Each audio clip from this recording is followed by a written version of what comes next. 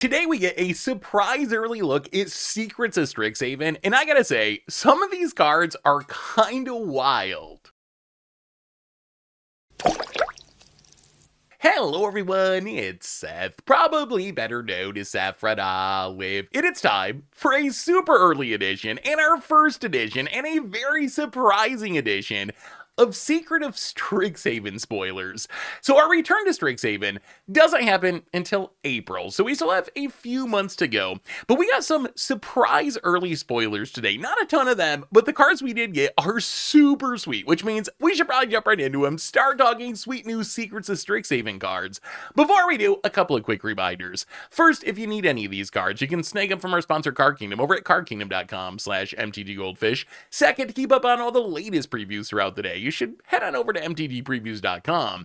Anyway, let's talk Secrets of Strixhaven. First up today, we get a new blue mythic, and this is one of the sweetest cards that Wizards has made in a long time, and this card is so Strixhaven in Mathemagics. So Mathemagics is double blue and double X for a sorcery. This says target player draws 2x cards. So what does this actually mean in practice? If you're not a math lover, this card might be a little confusing. So here's what Mathemagics actually does. So if you cast this for 2 mana, you don't pay the X at all, you're going to draw a single card. So kind of like a deduce, I guess, at sorcery speed with no clue. If you cast it for 4 mana, so X equal 1, you're going to draw 2 cards. So 2 mana draw 4, also not very good. If you cast it for 6 mana, you draw 4 cards, which I guess you get a sorcery speed opportunity. Still, maybe a good limited card, but not really a constructed card. If you cast it for 8 mana, you draw 8, which is kind of like an overflowing insight. But where this card gets really exciting is once you have a lot of mana. If you cast this for 10 mana, you draw 16, which is already insane. That's already one of the most powerful card draw spells that has ever been printed. If you cast it for 12 mana, you draw 32. If you cast it for 14 mana, you draw 64. And you're probably thinking, wait, why would I want to draw 64? Am I not just going to die if I draw 64? Well, remember, Mathemagics is a target player draws the cards card. So it's not just you drawing these cards. If you're casting this for lower amounts of mana, right, you're going to be drawing the cards yourself. But the real power of Mathemagics is this just kills your opponent. Once you get to 14 mana, you literally just make your opponent draw their entire deck on the spot. You win the game. So this card is 14 mana in blue. You win the game on the spot. If you're playing Commander, you don't win the game because you got more opponents, but you kill someone on the spot. I guess in Commander, you also need 16 mana to get up to 128, but still, you know what I'm saying. That is the real power of this card. Yes, it can be card draw in the early game, but this is actually a ridiculous blue finisher if you get a ton of mana, and it works like Coalition Victory because it's a win the game card that wins you the game right away. There's no like, I gotta wait till my next upkeep or anything like that. You just do it right away. So I think Mathemagics, it reminds me the most, actually, of Doppelgang in a weird way. It doesn't work like Doppelgang. You're not going to copy a bunch of stuff on the battlefield. But Doppelgang is kind of similar in the sense that if you can get to 14 mana and you cast this and you get to copy 4 things 4 times, you should end up winning the game. Of course, Doppelgang has a drawback. You do need stuff on the battlefield. Like, if there's only lands on the battlefield, you're not really going to win the game with the Doppelgang. Mathemagics doesn't care about that. If you get to 14 mana in a game of Standard and you cast this targeting your opponent, you win the game every time, right then, no questions asked. And I know 14 mana is a lot, but we get to that pretty regularly in Doppelgang decks. If you think about the decks we've played, like remember the Ice Steel Explorer Head Shredder deck with Splunking? That deck very easily gets up to 14 mana. That's kind of the whole gimmick of the deck. I would certainly play some number of Mathemagics in that deck is my win condition. I would just ramp and ramp and ramp and then make this uncounterable and then cast it and make you draw your deck, win the game on the spot. It would also work in traditional Doppelgang decks like the Desert, Aired Archway, Conduit Pylons plan.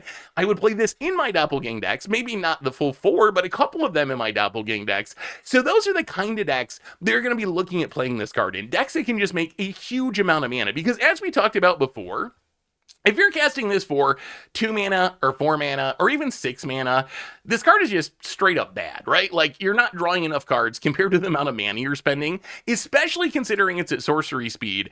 So the real power of this card, much like Doppelgang, is once you get to 10 mana, 12 mana, 14 mana, the card becomes incredibly busted. Just like Doppelgang, if you cast it for 5 mana and you copy one thing one time, it's not a very good card, but once you get to 14 mana, it becomes a broken card. Mathemagics is the same exact thing, but for card draw.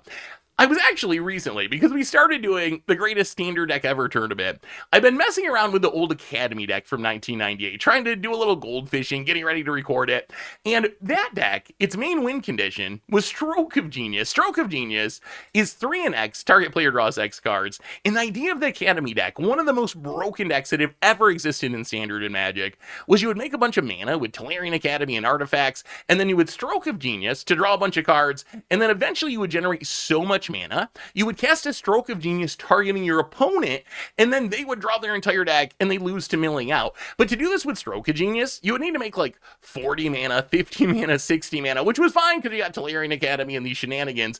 But Mathemagics does what Stroke of Genius does. It's sorcery speed rather than instant, which is a drawback, but it does it for 14 mana instead of 40 or 50 mana. So I think this actually might be the best, like, big mana mono blue finisher, to the point where, like, maybe there could be some sort of real legacy deck with this. Like, if you're playing Legacy High Tide or something, and you know you can just make an obscene amount of mana by tapping and untapping your lands with High Tide to double your mana, this seems like a pretty easy way to actually close out the game. You just make a bunch of mana, you get a bunch of Force of Wills, or make your thing uncounterable, and then you just kill your opponent on the spot. As far as Commander is concerned, I think there's a few different potential homes for Mathemagics. So first, it works the same way. You really don't want to be casting this for 4 mana or 6 mana, although in Commander I think maybe I could get away with, like, pay 8, draw 8. Like, I cast Seagate Restoration sometimes, so I could see doing that, but it's kind of the same thing. You really want to get up a ton of mana, and in Commander you're not going to kill the table with this card, but you're going to kill one person, probably the arch enemy with this card. So where do you play this in Commander? First, I think you play it in Zimone decks just for, like, the math memes. Zimone's kind of like the mathy character that's already doing, like, the weird prime number thing. We're actually getting a new Zimone, too, that cares about X spells and reduces the cost on X spells. So I think that Mathemagics was kind of designed to be, like, a plant in the main set to go in the Zimone Infinite Analyst Commander deck. So that's one of the homes. Play it in the Zimone mathy decks. It's also really good in X spell matter decks. So Zaraxa, Magus, Lucia Kane, commanders that specifically care about casting X spells or make mana for X spells just help you jump the curve on Mathematics. If you need to get to 14 or 16 mana to kill someone with this card, if your commander's making some of that mana, it's much easier to do. Plus, they're probably making tokens or whatever if you cast it. But really, I think the best homes for this card are in ramp decks, and there's a couple of different styles of these decks. So one is we have some weird Izzet Spellslinger ramp decks, like Mizzix of the Ismagus, Magnus of the Red. These are Izzet commanders that greatly reduce the cost on instants and sorceries. So these essentially reduce the cost on the X of Mathemagics, which means if you can get enough experience counters with Mizzix, or if you can get enough creatures on the battlefield with Magus, you could potentially cast this for 2 mana, but have X be 16 and just kill someone on the spot. I think the other place it's great is just in Simic ramp decks. If I'm playing like in a Psy deck, a Tetyova deck, any deck that's playing blue and playing open the way, I think this card is in the conversation is like the blue Torment of Hailfire almost, where this is just like gonna come down and take someone out by surprise and close out the game without anyone seeing what's coming. So Mathemagics, I love this card. The design's awesome. The mathiness feels super Quandrix, super Strixhaven-y, and I actually think this card is oddly powerful. I know it's a ton of mana, and I might be biased because I love these big doppelgang style effects. I'm not saying this card is gonna like win the next Pro Tour or something. Don't get me wrong, I'm not saying it's like that, but I do think this card can serve a purpose in actual competitive decks because pay 14 mana, win the game on the spot, no questions asked, no waiting to the upkeep, is actually a pretty powerful effect if you can pull it off.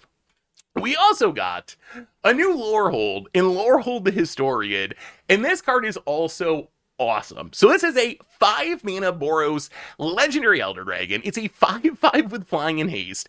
It says each instant and sorcery card in your hand has Miracle of 2. So I know that wording's kind of weird. If you haven't played with Miracle, what Miracle basically means is if you draw a Miracle card, is the first card you drew for a turn, you can cast it for its Miracle cost rather than its natural cost. So the way this is worded, it sounds like all the cards in your hand have Miracle 2, and actually they will all have Miracle too, but you can only cast a Miracle card for its Miracle cost if it's the first card you drew. So really it's going to refer to like if the first card you draw is an instant or sorcery for the turn, then you can cast it for 2 mana rather than for its mana cost. And then it has another ability where at the beginning of each opponent's upkeep, you can discard a card, and if you draw a card. So Miracle works on each player's turn. So this is a way that you can discard a card, draw a card, and if you draw an instant or sorcery, you can cast it for 2 mana with its Miracle cost. And it even lets you cheat on the timing restriction. So if you hit a sorcery as a Miracle during your opponent's turn, you're able to still cast that sorcery. That's how people used to do the instant speed Bonfire of the Damned or Entreat the Angels way back in Avacyn Restored Standard. So Lorehold the Historian, this card is actually kinda wild. First off, 5/5 Flying Haste for 5 is a very rare stat line, even in 2025. I believe there have been 4 of these in Magic's history, and I believe all of them except Thundermaw Hellkite were either 5 colors or had some meaningful drawback. Like there was a dragon that was a 5 mana 5/5 Flying Haste, but then it bounced back to your hand at the end of combat or something like that, or the end of your turn. So just being a 5 mana 5/5 Flying Haste, that's a good starting point. That means 4 attacks with this in the air kills your opponent. So that by itself is enough to make me interested in this card, even as a 5-drop. But then it gets better. As we talked about before, with this on the battlefield, every instant and sorcery turns into a Miracle. In Miracles, if you've never played with them, they are incredibly powerful because they allow you to cheat on the mana cost of a spell. We got to see like Temporal Mastery, an extra turn spell for 2 mana, Terminus, a Wrath for 1 mana. These are effects that you would never see printed at that price, but because you can only cast them for that cost if it's the first card you drew for the turn, Wizards can cost those cards very aggressively, and Lorehold does this to every instant and sorcery. Like as long as this on the battlefield, every big instant and sorcery in your deck is suddenly just going to be 2 mana if it's the first card you do for the turn. And then you get the fear of missing out rummage style drawing each turn, which like I said before, especially in Commander is super relevant because it means you're going to be able to potentially Miracle a card 4 times each turn cycle because you're able to draw a card just by having Lorehold out on each of your opponent's turn, which is some of the things we used to do with the Miracle cards. You try to like cast a Brainstorm on your opponent's turn so you could draw a card in case it was a Miracle, and then you'd be able to cast it for its Miracle cost. Lorehold just does that all by itself. So what do we do with Lorehold? And the most spectacular thing is going to be to overload your deck with a bunch of really expensive instants and sorceries. This might not be the most competitive thing. I think as a 5 mana 5/5 Flying Haster, you might be able to just play this in like a Boros Control style deck, and you're just like, okay, I hit a Lightning Helix, cast it for 2 mana.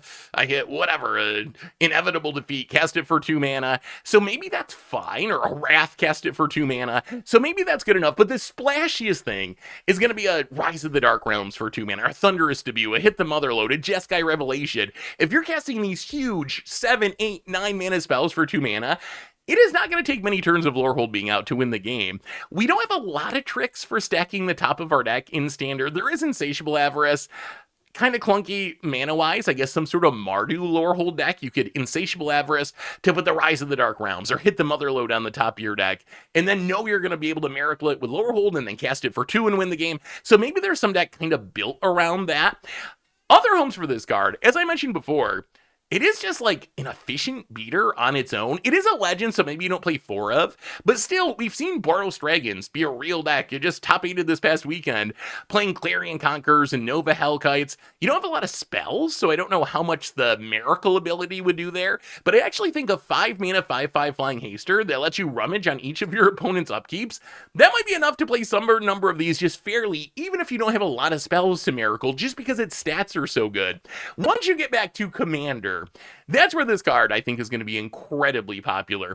There's a bunch of ways you can build around this to stack the top of your deck. Stuff like Sensei's Divining Top, Scroll Rack, Old School Library of Lang. If you discard a card, you get to put it on the top of your deck instead of in your graveyard. So if you can discard your big sorceries somehow, then you just stack your deck for Lorehold. So stuff like this lets you control what's on the top of your deck, and then you just do the same thing. You try to put the biggest, baddest instants and sorceries on the top of your deck and cast a Worldfire for 2 mana, or a full throttle full turn mana and just take a ton of extra combat phases. Maybe Approach of the Second Sun. Do that twice, you win the game. Rise of the Eldrazi, a ridiculous mana cost. It's impossible to cast in most decks, but Lorehold lets you cast it for 2 mana to take an extra turn and blow something up and draw all the cards. So I think that Lorehold is actually going to be a really popular big spell commander, and I think this card, because the best way to build around it is going to be massive game-ending spells and ways to stock them on the top of your deck, I think this is actually going to be like a kill-on-site commander. I think you just cannot let this live, because the risk of them just miracling a Worldfire or some other game ender is way too high. So Lorehold the Historian, this card's pretty awesome. I love this card. The flavor's good. It's cool to see Lorehold returning. I think the card has standard potential. We know that Miracles is a really strong mechanic, and its stats are like shockingly good. Worst case, even if it doesn't break out in standard, I have no doubt this is going to be an incredibly popular commander. We also found out that Strixhaven Mystical Archives are returning. They only showed off one of these in Stock Up, which is kind of hilarious to me because Stock Up is currently still in standard. It was only printed like a year ago, but it's ungodly expensive because it's so busted. So we've reached the point in standard where there's so many sets and so many years of cards in the format that we actually need reprints of standard only uncommons to keep the prices down. But anyway, we're going to get more stock ups. Hopefully it brings the price down a little bit. Also has cool art, and much like last time, there's going to be the normal version and then also the Japanese version of the Strixhaven Mystical Archives, which I absolutely love because I don't know Japanese, which means if I get the Japanese versions, I can pretend that it's any card I want, and most people don't call me out on it because they don't actually know. Don't actually do that because it's kind of cheating, but it's a funny joke to play with your friends. So Mystical Archives returning, stock up the one we know about. We also found out they're doing a special bundle with Secrets of Strixhaven called the Codex bundle. So this is a bundle that is $90 MSRP. You get 6 play boosters, 2 collector boosters, some random like foil lands and a spin down and stuff, but then you're also going to get 2 of these 6 commander reprints. So it's a cycle of Talisman from Modern Horizons and also Sol Ring, because Wizards absolutely loves reprinting Sol Ring. So you get 2 of these at random as kind of your bonus promos if you pick up the Codex bundle. We also got the face commanders from the set. And I'm not going to go deep into the face commanders because I think Tomer is going to end up doing a video about these, hopefully today or tomorrow, probably, over on the Commander channel. But they did show off the 5 face commanders. So here's what we know. There's 5 commander decks with Secrets of Strixhaven, 1 for each of the 2 color pairs supported in the set. So we already saw Zimone a little bit. Zimone is a 3 mana 0/4 human wizard, a legend of course. It says the first spell you cast with X in its mana cost each turn costs 1 less to cast for each +1/+1 counter on Zimone. And then when you cast your first spell with X in its mana cost each turn, put 2 counters on Zimone. So this is a new Simic X spell / counters commander. It kind of wants you to play stuff that can put counters on Zimone and also big X spells that you can get a discount on with Zimone. Gonna work really well with the new Mathematics. Gonna be a perfect card for that deck. We also got a new Killian and Killian Decisive Mentor. So Killian, a 3 mana Orzhov 2/3 legendary human warlock. It says whenever an enchantment you control enters, tap up to 1 target creature and goad it. And then whenever one or more creatures that are enchanted by an aura you control attack, draw a card. So Killian, this card's actually pretty cool. So you could play it like a weird Boggles commander where you just load up auras on your creatures, tap down your opponent's stuff and goad it so it can't attack you, and then just swing and get in a ton of damage knowing you're not going to take a bunch of damage on the backswing. Or you can play it like Ariat from Wilds of Eldraine, where you try to load your opponent's creatures up with auras. As those auras enters, it goads the creatures so they must attack, and then when they attack you get to draw a bunch of cards. So you can be like a Bogglesy aggro style deck, or you can go the complete other direction and be like an aura control style deck, which is pretty sweet. We also get a new Rootha, in Rootha Mastering the Moment. So a 4 mana Izzet Orc Sorcerer. It's a 3/4. It says the Binakema on your turn. If you've cast an instant and sorcery spell this turn, create an XX blue and red elemental creature token with flying and haste, where X is the greatest mana value among instants and sorcery spells you've cast this turn. So I think this card, on one hand, it's yet another Izzet Spellslinger commander, and we have infinite Izzet Spellslinger commanders. However, I do think Rootha has a little bit of uniqueness in there, because Rootha A lot of times the Is It Spellslinger commanders are about casting a whole bunch of spells. Each spell you cast does something. Rootha is kind of like a go tall Spellslinger commander, if that makes sense. Most Spellslinger decks are go wide Spellslinger decks. This is a go tall Spellslinger deck, where rather than casting a whole bunch of cheap spells to trigger stuff, you really want to cast one super expensive spell, because the more expensive your spell is, then the bigger your elemental is going to be, and the more damage it's going to be when it hits your opponent with flying and haste. So yes, it is yet another Is It Spellslinger commander, but I actually think there's kind of a cool twist of wanting to cast the big spells here. We also get another Dina in Dina Essence Brewer. So a 3-mana Golgari Dryad Druid legendary creature. It's a 2/3. It says whenever you sacrifice a creature, draw a card.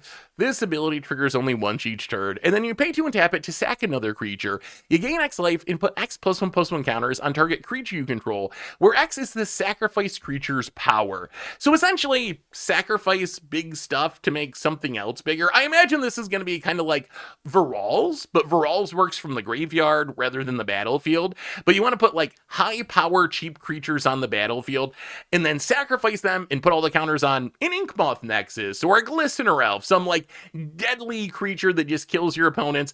You're going to be very good with like Phyrexian Dreadnought. Put it into play, sack it with the trigger on the stack, 12 counters. You can win very, very quickly if you build around this. The card draw mode, a little bit restricted. The once per turn thing really keeps it from popping off, but I think that's fine on this card because it's so aggressive that it's not really a grindy card advantage commander. I see this more as like almost an aggro combo commander where you build your deck around putting these high power cheap things into play and then hopefully just one-shot killing your opponent with some sort of an infect threat. Finally, we get the return of Big Q, Quintorius History Chaser, a 4-mana Boros Planeswalker. Starts with 5 loyalty. It says whenever one or more cards leave your graveyard, create a 3/2 red and white spirit creature token. Plus when you discard a card. When you do, draw 2 cards and then mill a card. And then -4 spirits you control gain double strike and vigilance until end of turn.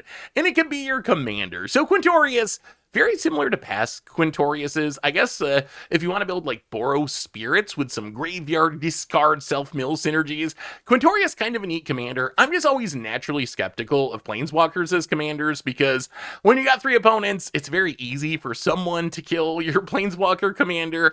So I don't know. I've never thought of Planeswalker commanders in general to be very strong, but Quintorius is a super cool character, and Quintorius does work really well with past Quintoriuses. So even if you don't play new Quintorius as your commander, it is a nice upgrade to like your old Quintorius deck because it kind of cares about the same thing as past Quintoriuses. Anyway, that brings us to the end of our daily super early surprise Secrets of Strixhaven spoilers.